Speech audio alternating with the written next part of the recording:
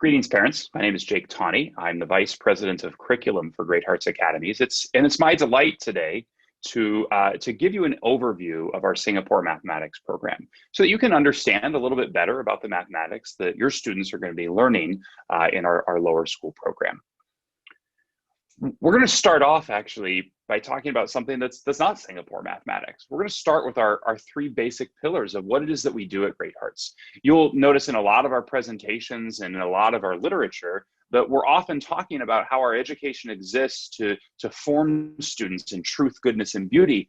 And it's really important for us here. It's especially important for me as somebody who works with our curriculum, that never becomes simply a slogan, that it always infuses everything that we do. And so before we even talk about Singapore math, we want to talk a little bit about how we come to understand mathematics as true, as good, and as beautiful.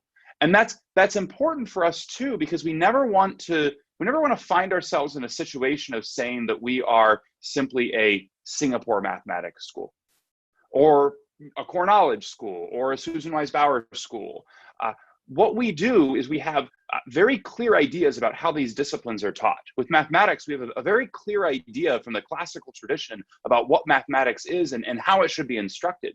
We then go out and we find curriculum that fits that. And I think you will see, after describing a little bit about how we approach mathematics, I think you will see that Singapore largely fits that. But we'll also talk a little bit at the end about how we've modified the program and added to it a little bit. Because what we do is we start with a basic understanding of the discipline and how we think that students best learn that and what we think the nature of that discipline is. So we start with mathematics being true. This is fundamentally important for me as a mathematician. In fact, I've often told our young teachers that mathematics may be the most important thing that we teach. And the reason for that is, in a world that is often confused about whether truth actually exists, students encounter in the discipline of mathematics truth in its raw form. We have truth in our literature too, but sometimes that's hard to get at. Young students may argue and have trouble deciding whether Robin Hood was a protagonist or an antagonist in the stories. But when it comes to learning that 2 + 2 is 4, they are encountering objective truth in its pure form. They're encountering something that simply cannot be argued with because it is objectively true. And then I would argue on a more subtle level that mathematics is important because not only does it teach students that there is objective truth in the universe that is knowable, but it teaches them that there is objective truth in things that are not made of matter. So yes, it's true that mathematics is grounded in the real, is grounded in the matter. We come to know numbers by counting physical things.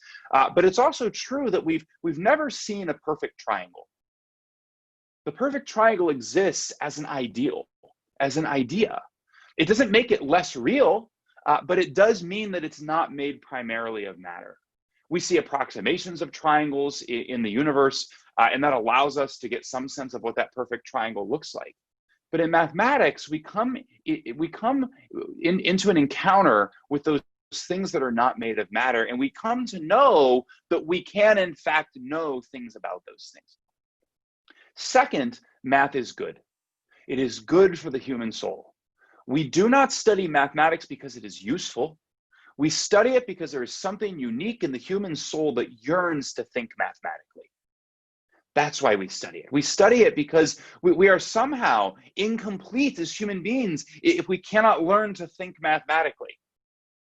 This does not mean that applications are bad, but it does mean that that's not why we study math. In fact, you'll notice in a lot of your students' homework that comes home that there's lots of word problems in it. We think that's really important.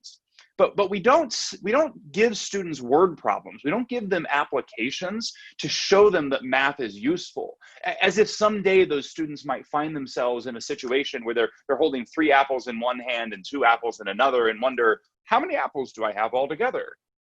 Likely, actually, in a real situation like that, the students may just count the apples. They're not going to actually do the addition.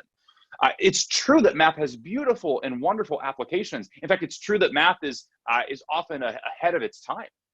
Oftentimes, math will discover things hundreds, if not thousands of years before scientists and economists and other professionals come and find applications for them. So why do we study the word problems then? It's not that the word problems, it's not that the math is at the service of the word problems, as if they exist to show that math is useful in some way. It's actually that the word problem is at the service of the mathematics. What we're doing with that word problem about apples is giving students something familiar to grab onto so that they can learn the hard abstract truths. Fundamentally, mathematics is good, which means it's worth studying in and of itself, apart from its application to science, apart from its application to other things. It's good in and of itself. And it's good because it satisfies something unique in the human soul that can only be satisfied by thinking mathematically.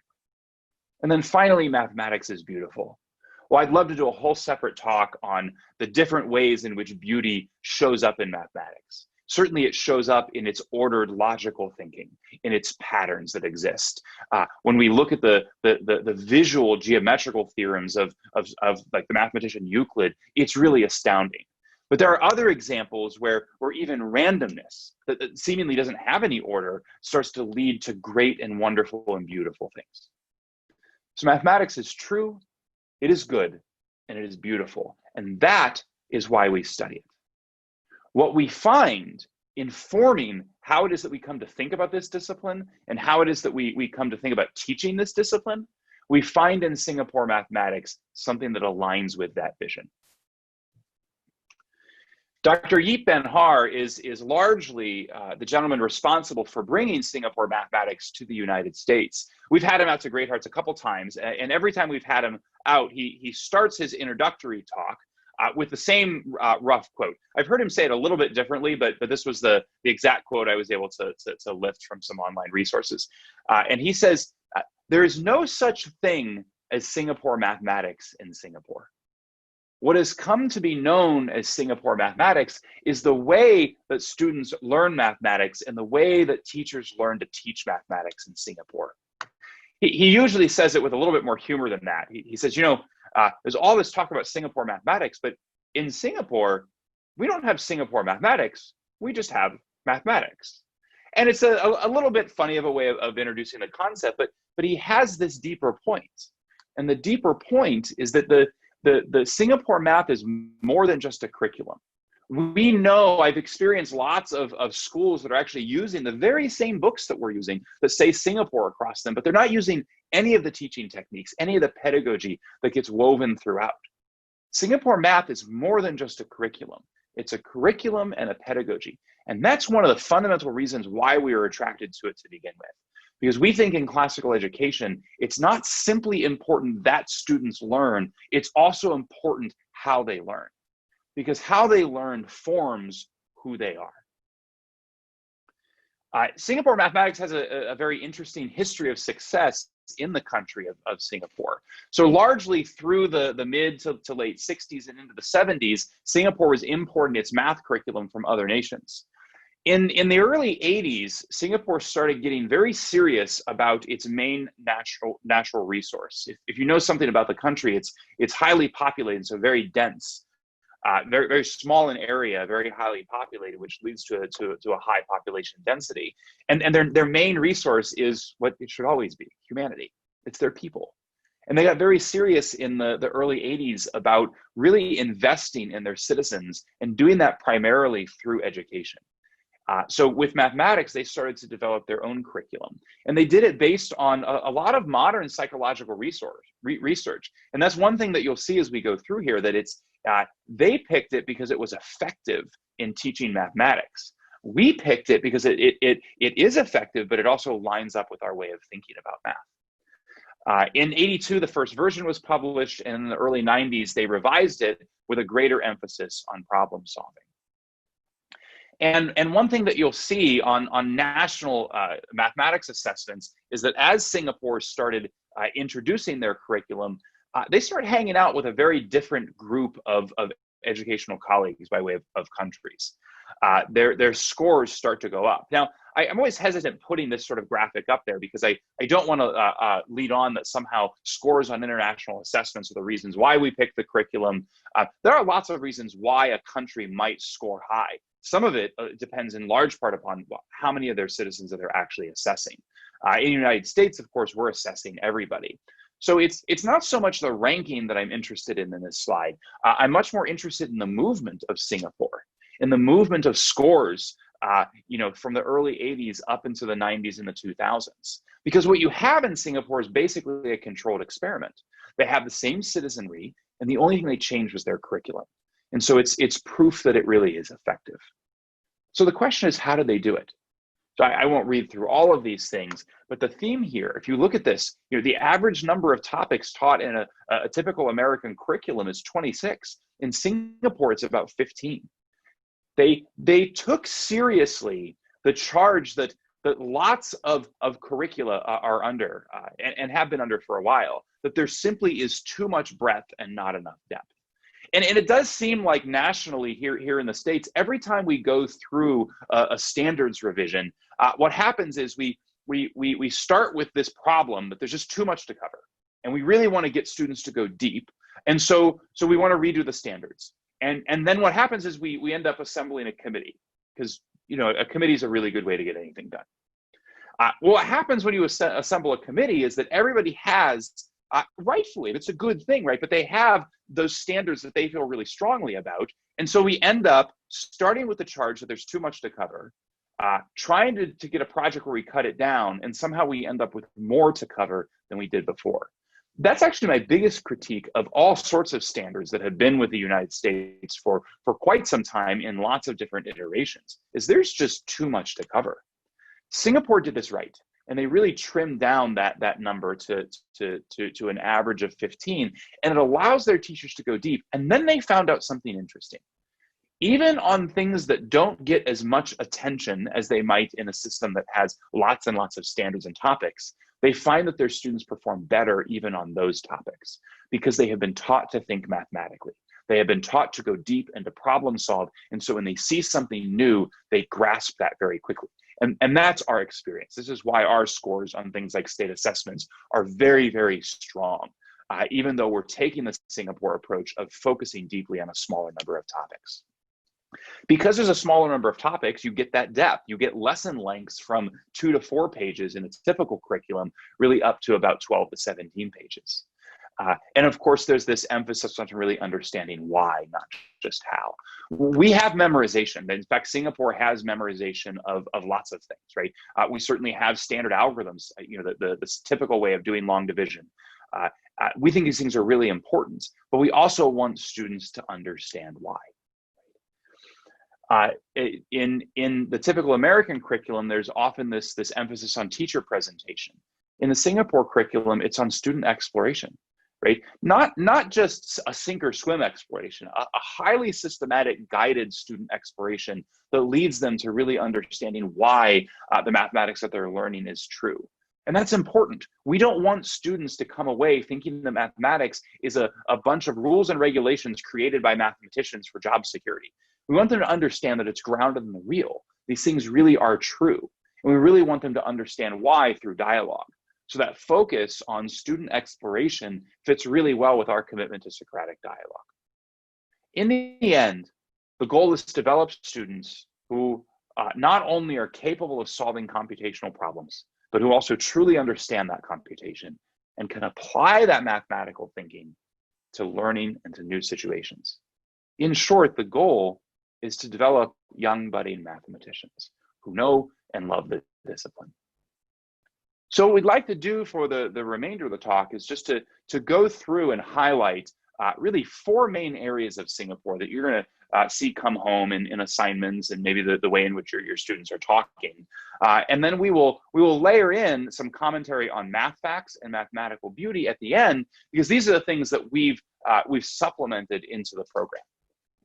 So we'll start with what is the most important teaching technique, the most important pedagogy, which is what Singapore calls the CPA approach. This movement from the concrete through the pictorial and towards the abstract.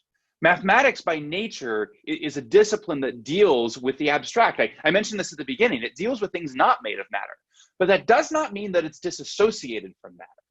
Mathematics is grounded in the real. And what we find is that students need need to actually touch and hold objects that model the mathematics they're trying to learn. That's really important because it reminds them that math is not just, as I said, a bunch of made up rules and regulations, but it's grounded in things that are real, right? So even as early as the youngest grades, when students are counting, we give them objects that they can actually move, not just point to, but physically move, so they can associate those numbers with those objects. I don't know if you ever noticed this, but young students, when they're counting, when they first learn to count, they do something like this.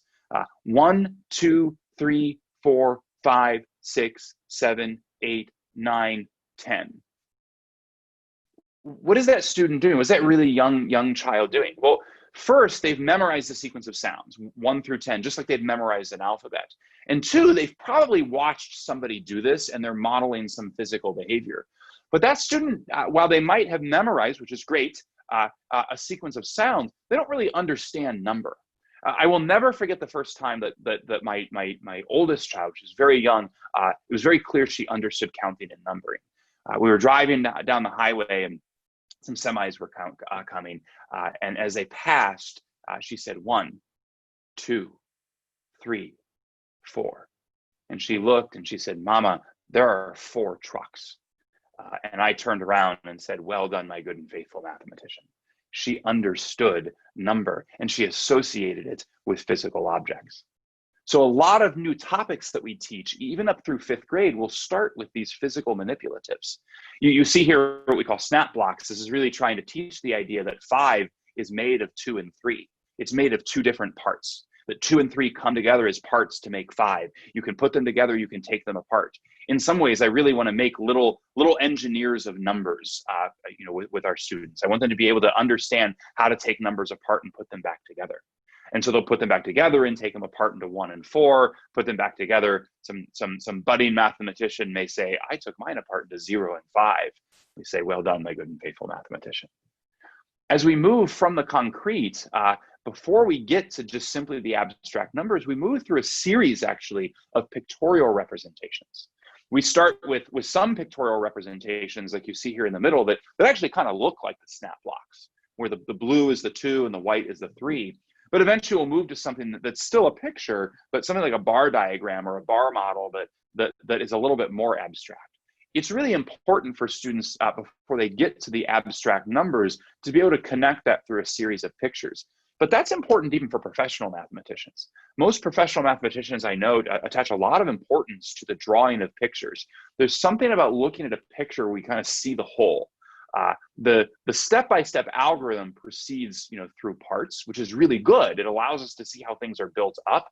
When we look at a picture, we see things instantaneously, and we often have the aha moments when we look directly at a picture.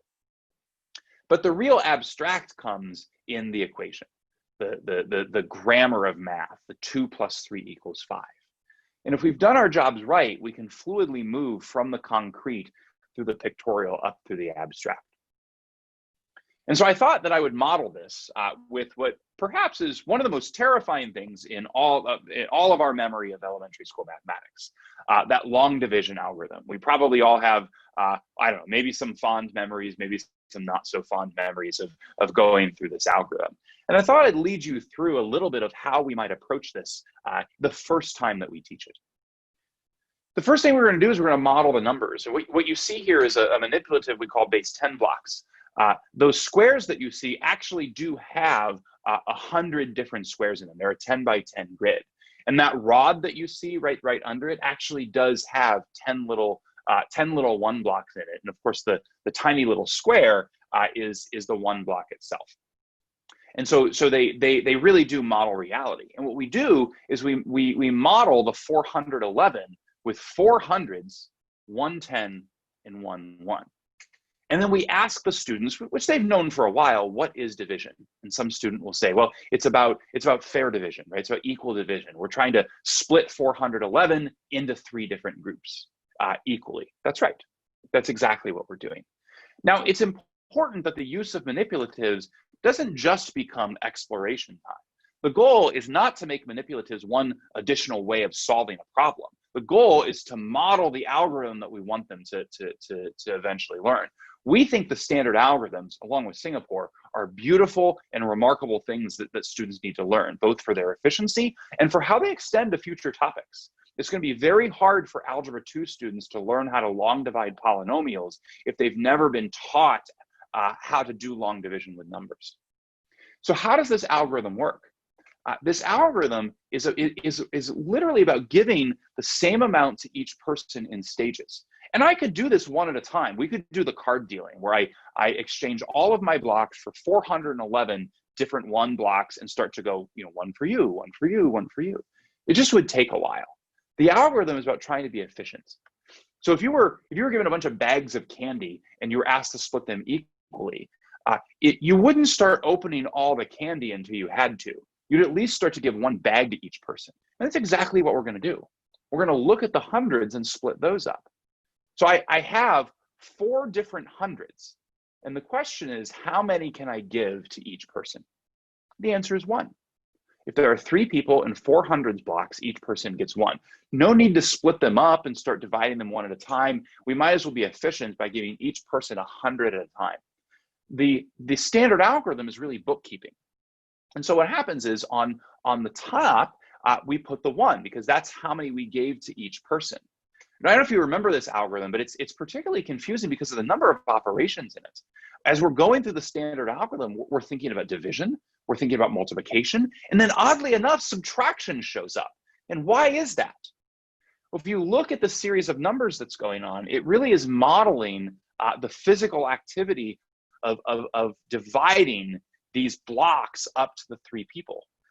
That 3 that's on the bottom tells you how many blocks are given out. It was 1 to each of 3 people, and so there's a total of 3 given out, and the subtraction tells you how many are left. If there were 400s to begin with, and each person got 100, that's 3 that I gave out, there's now 1 left. Okay, so now I have to split it up. And I don't know if you remember this algorithm, but there's this curious step that happens where you drop the 1. Dropping the 1 is exactly what's going on when I exchange the hundreds for 10 tens. Because no longer do I have 1 100 and 1 10. I now have 11 tens. And that's what I want to start thinking about in the next step of the algorithm. I now start to give out my tens. So if I have 11 of them, and there are 3 different people, I should be able to give 3 to each of the 3 people. So on the top of my bookkeeping, I write the 3. Notice I'm writing it in the tens column because that's what I gave out was tens. But then you see this -9.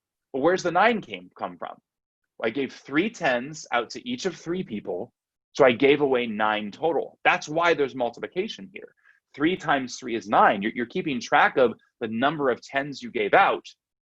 And again, I see the subtraction. There are 2 that are left. And we can see that physically in the picture with the manipulatives. I'll go a little quicker through the end here. I take my tens, I exchange them for 10 ones. I drop that 1. The dropping of that 1 tells me that I've done this exchange. I'm now dealing with 21 ones. No longer is it 2 tens and an extra 1, it's 21 ones. And with 21 ones among 3 people, each person gets 7.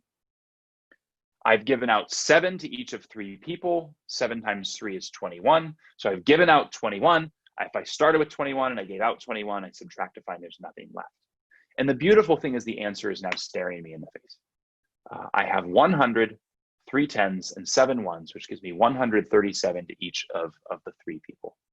The entire long division algorithm is about distributing things to the people, figuring out what you've given out, figuring out what's left, and making exchanges when you need to. Now, of course, it is not the case that when we show this with manipulatives to students, that all students have a light bulb that goes off and say, I understand long division, and I will be able to now do 10 different problems perfectly. No, they will still struggle. And so we'll do it again, and we'll do it again, and we'll eventually wean them off the manipulatives, and maybe we'll put a picture in place, and then we'll wean them off that, and then they'll still struggle, and so maybe we'll put the picture back in place. The manipulatives and the CPA approach are not a panacea that leads to a perfect presentation of the mathematical content. but they do give students the best leg up in understanding why something is true. And if you understand why something is true, you are much better equipped to be able to actually do it and to do it efficiently. Okay, that was the longest of the categories because it's the most important. But we now move on to the other ones. We saw this a little bit in the demonstration we just did, but Singapore math attaches, and I think rightfully, a place of prominence to place value. Because place value is the very grammar of how we write numbers. The entire concept of place value can be described with this basic principle that you see here.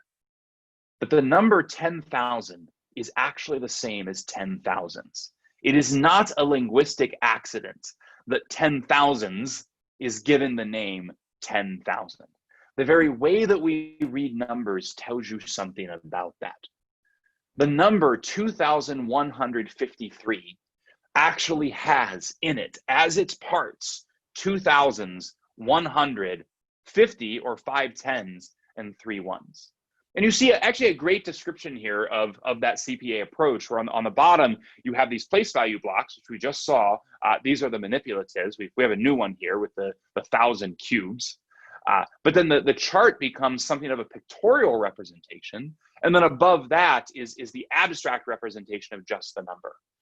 We want students to take this thing that might be so familiar to all of us and to make it a part of their heart, to make it something that is so familiar to them that when they look at the number 2,153, they immediately start to think of it as 2,000s, 100, 5 tens, and 3 ones.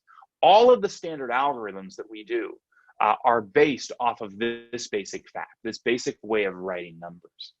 We, of course, didn't have to write numbers this way. This is a moment of human ingenuity, of really trying to group things this way. Of course, we know the Romans wrote them with Roman numerals. Roman numerals have some kind of beauty in the way that they can represent large numbers efficiently, but they're terrible for doing things like operations. Try to take Roman numeral representations and start to add them together without converting back to this more familiar thing. The moment we decided to write numbers in this way is a moment that mathematics and arithmetic took off. And we want students to deeply understand that. We want them to understand it by even looking at questions like this, right?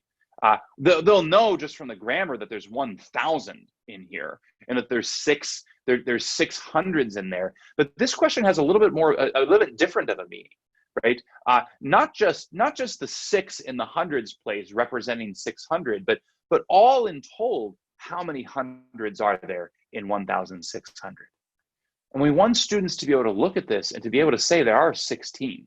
True, there are 6 if you talk about 1,000 and 600s. But if we're just looking at hundreds, we want them to be able to say they're actually 16. And this is a great example because we do actually have another accepted way of naming this number. It's not just 1,600, but it's 1,600. We want students to deeply know that. Okay, then we move to what actually is my favorite. My favorite is Numbersense. Numbersense is one of these terms that will get thrown around in kind of the elementary school, really even high school and middle school mathematical community. We really want kids to have numbersense. But almost always that means simply magnitude. It simply means, when a student multiplies 5 times 7 together and gets the number 3 million, we say, oh, that student is really struggling with Numbersense, because you should be able to use estimation to say that can't possibly be right. That's true, and it's a very good thing to be able to do. But Numbersense is so much bigger than just magnitude. I want to focus on just a little bit of my favorite piece of Numbersense, which is, again, this ability to understand the parts and wholes of numbers and how they react with one another. Numbersense is really about understanding the very nature of numbers. I don't mean in an overly philosophical way. I don't mean that we should be taking 2nd and 3rd graders and having very deep conversations about what is number. Those are beautiful conversations to have. But I do think that we should be having really robust conversations with young students about what is the nature of the number 5? What does it mean to be 5? It means that it's 2 and 3. It means that it's 1 times 5. It means that it's half of 10. One of the ways that we start to disclose this to students is through a very common pictorial representation in Singapore called the number bond, which really shows students that the whole of 5 is split up into the parts of 2 and 3. And the beautiful thing about the number bond, along with maybe a another pictorial representation that's not quite as abstract as the number bond, that sort of bar model you see at the bottom, is that it can be used not just for addition, but also for subtraction. It can be used to show that 5 is 2 plus 3, but it can also be used to show that 2 is 5 minus 3. So with addition and subtraction, we're always going to be having conversations with students about what is the whole and where are the parts, and what does that mean in terms of addition and subtraction. And the great thing about this is that students at a very young age can then answer some algebra-like problems that some algebra students have trouble with. I've been in algebra classes where we have something like, 17 minus, in algebra class, it almost would be more common for it to be x instead of a question mark, but 17 minus x equals 8. And if a student has just memorized some algebraic processes, I've often run into this, where someone says, oh, well, subtraction is the opposite of addition. And I remember from algebra that in order to undo these operations, we should be performing the opposite ones. And so the missing value here should be 17 plus 8, which is 25, right? Of course, this is the wrong answer. If students have been taught the nature of subtraction, the nature of addition as parts and wholes, they will know that 17 is the whole, that 8 is a part, and that what is missing here is not a whole. What's missing here is a part. And when they diagram it this way, it makes crystal clear sense to them that the missing part must be 17 minus 8 must be the other part. I'll let you think about what the answer to that is. But the really great thing about number bonds is how they play into allowing us to do mental calculations. We often think of mental calculations just in terms of strict memorization, right? What is 2 plus 3? A student should be able to respond 5. But there are other ways in which Numbersense can be used to do mental operations. So for example, 48 plus 5. I can think about splitting the 5 up into a 2 and a 3.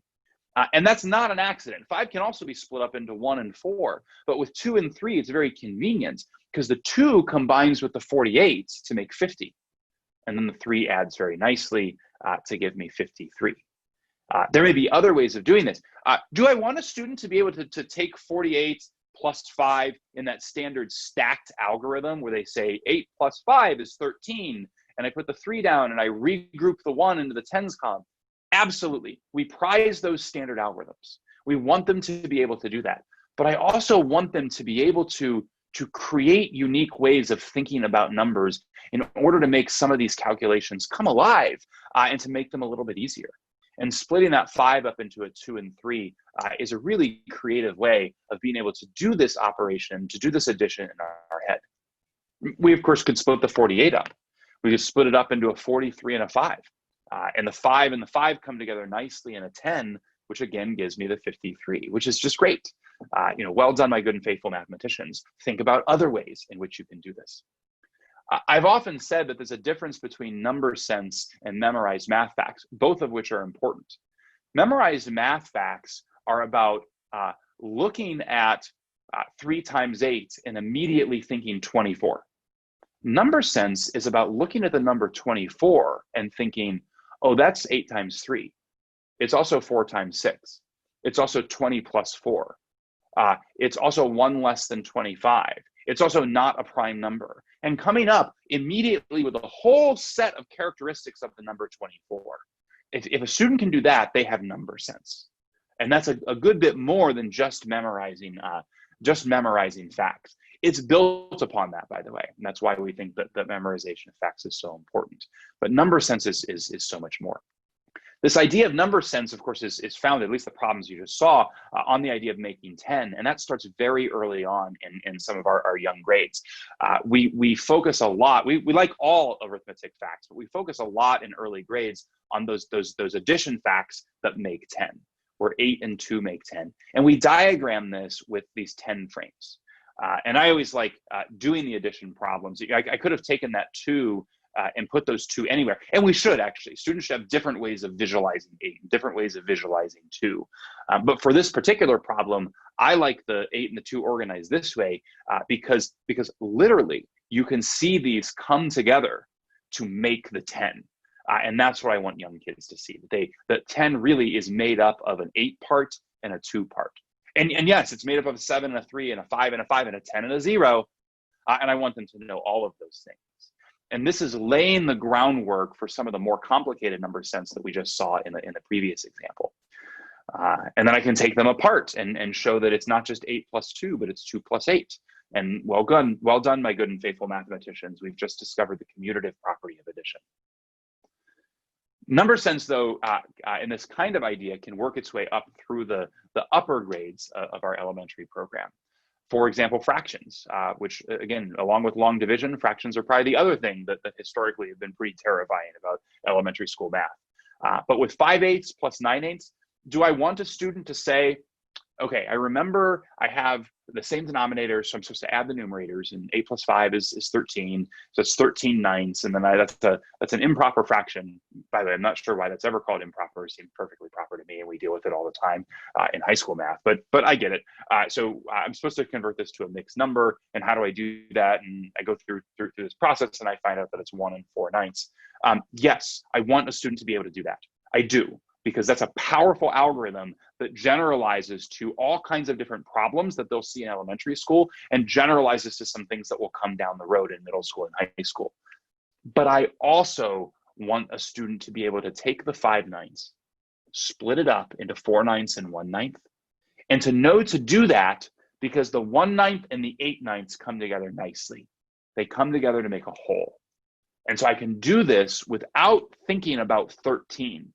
I can do this in my head by splitting the 5/9 up in a creative way. If a student can do this, they have very strong number sense, not just of basic whole numbers, but also of fractions themselves about how they work together. Okay, and then finally, for the Singapore techniques, we have the bar models.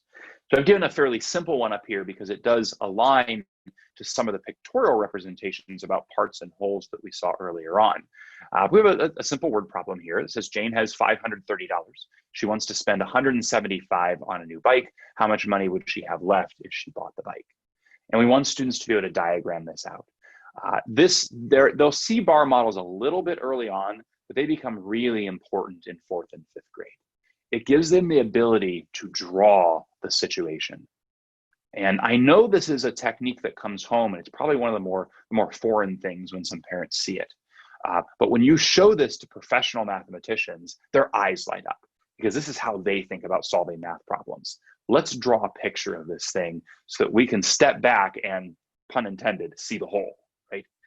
And when you do that, you're able to think through complicated problems. This problem here is not terribly complicated, but I'm always amazed when we get to 4th and 5th grade. There are some problems that we can give students that will also appear in virtually the same form in a 10th grade Algebra 2 pre-calculus course.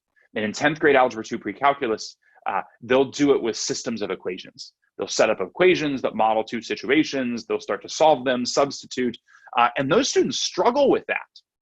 Some of them, if the numbers are nice, some of them can be solved using a bar model by 4th and 5th graders.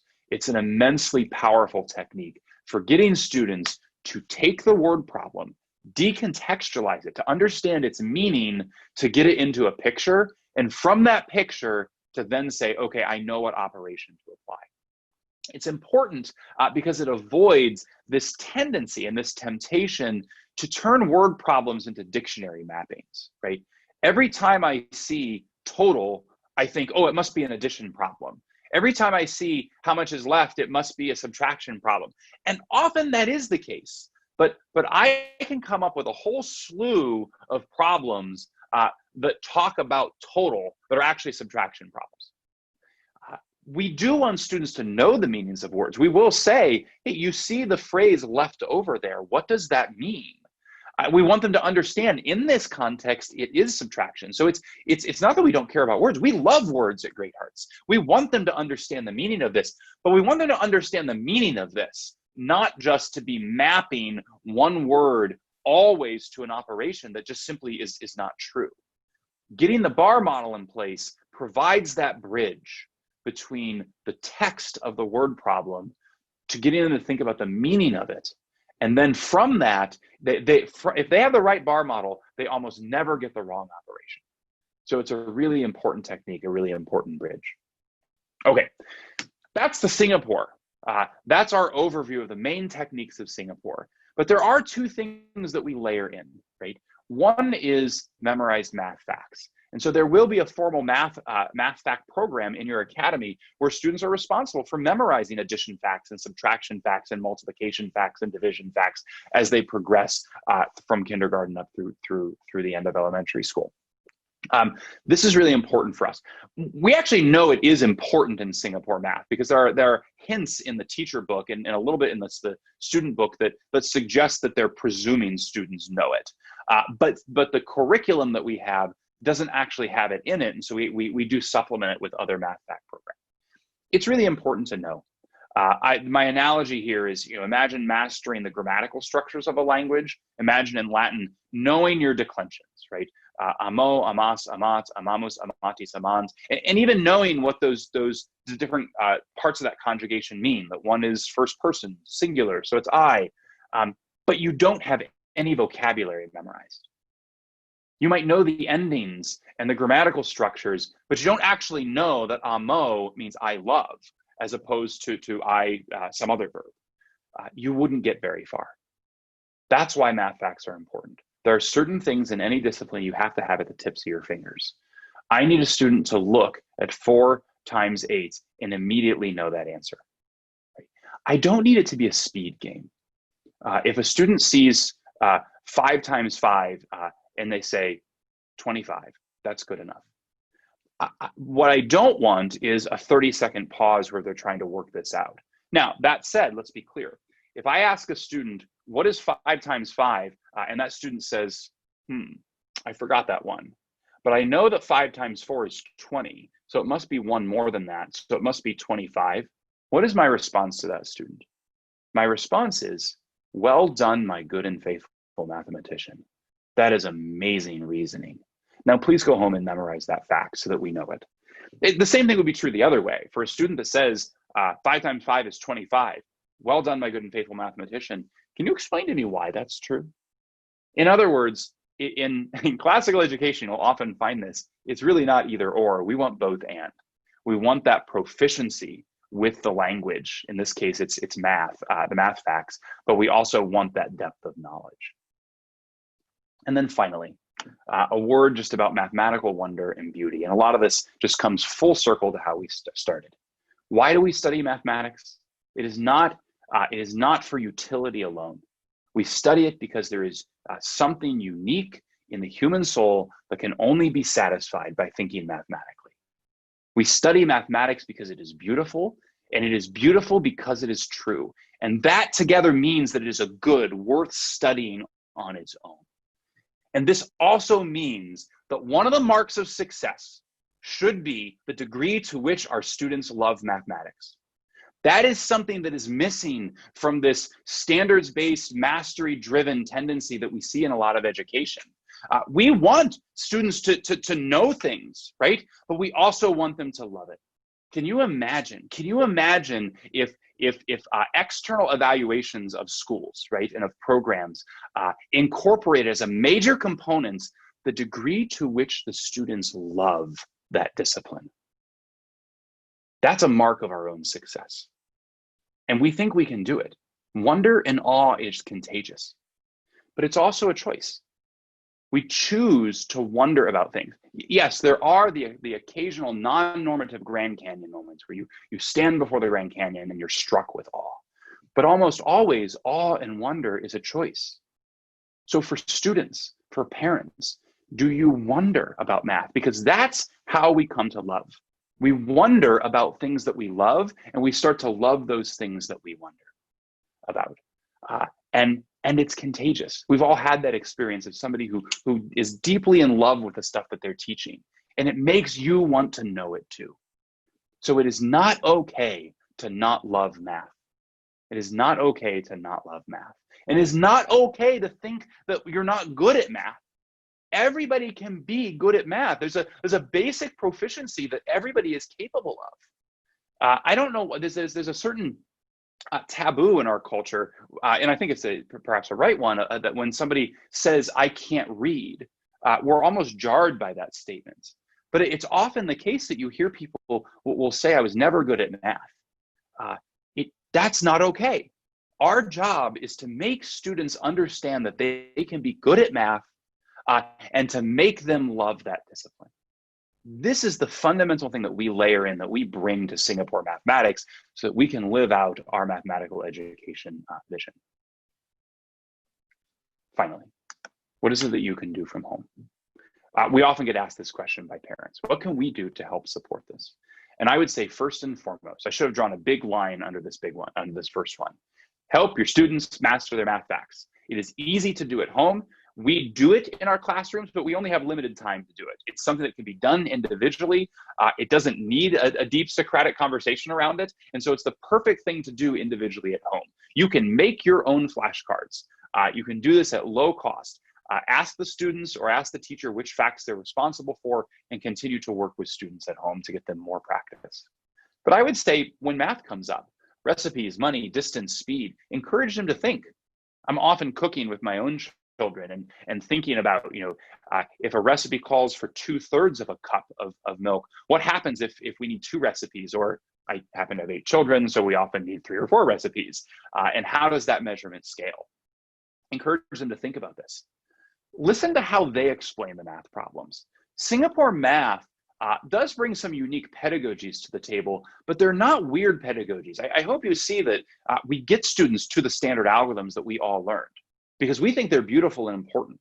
So we're not doing these in strange and new ways, but it is an intentional program that builds up to that. So ask them to teach you how they did it in class. Listen to how they explain it. And wait until they understand why before showing them that algorithm, that computational shortcut. We will get there. Singapore math, as I said, does not bring to the table weird techniques, but it does do it in a way that is built up very intentionally, so that we can bring them along so they can understand why, in addition to becoming proficient with it. And then above all, please do not tell them, I was never good at math. Tell them, math is a beautiful discipline. It is worth learning. And it might be hard. Most beautiful things that are worth learning are hard, but it is worth learning because you will learn to love it. You will learn to love it, and you will learn to be good at it. I leave you with one of our favorite poems. I happen to think that math is incredibly beautiful. The poet Edna St. Vincent Millay agrees. She says it specifically about Euclid in his presentation of geometry, but I think you could, in fact, replace Euclid in her poem with just generally mathematics. Edna St. Vincent Millay says that Euclid alone has looked on beauty bare. Let all who prate on beauty hold their peace, and lay them prone upon the earth and cease to ponder on themselves. The while they stare at nothing, intricately drawn nowhere, in shapes of shifting lineage, let geese gabble and hiss, but heroes seek release from dusty bondage into luminous air. O blinding hour, O holy terrible day, when first the shaft into his vision shone of light anatomized. Euclid alone has looked on beauty bare. Fortunate they who, though once only and then but far away, have heard her massive sandal set on stone. And if we get this right, if we do this math thing right with our students, we can be heroes. We can be heroes reaching up for the heavens and pulling down those eternal ideas of math that were true before we were born and will be true long after we have died. If we get this right, students will love it. And I think that's a remarkable endeavor upon which it is worth embarking. Thank you so much.